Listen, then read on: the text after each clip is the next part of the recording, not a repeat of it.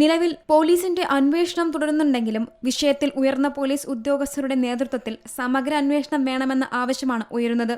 May 11-നാണ് കൊമ്പൊടിഞ്ഞാലിൽ 4-അംഗ കുടുംബത്തെ വെന്തു മരിച്ച നിലയിൽ കണ്ടെത്തിയത്.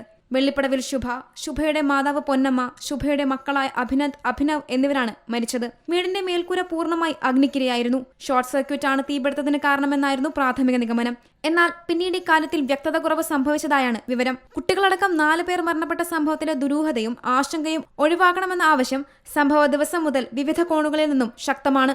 ഇടുക്കി എസ്.പിയുടെ നേതൃത്വത്തിലുള്ള ഒരു ഉന്നത തല ഉദ്യോഗസ്ഥര് ആ വിഷയം ഈ കേസ് പഠിച്ച് അന്വേഷിച്ച് വേണ്ട നടപടികൾ സ്വീകരിക്കണമെന്നാണ് പൊതുജനങ്ങളുടെ അഭിപ്രായം. പൊതുജനങ്ങൾക്കിടയിൽ നല്ല ആശങ്കയുണ്ട്, ദുരൂഹത നിലനിൽക്കുന്നുണ്ട്.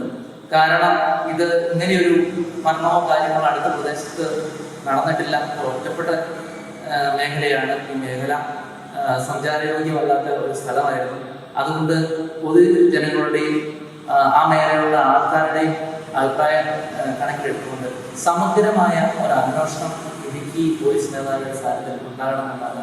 തീപിടുത്ത കാരണമടക്കം വിവിധ സംശയങ്ങൾ പൊതുപ്രവർത്തകരും സമീപവാസികളും മുന്നോട്ട് വെക്കുന്നു.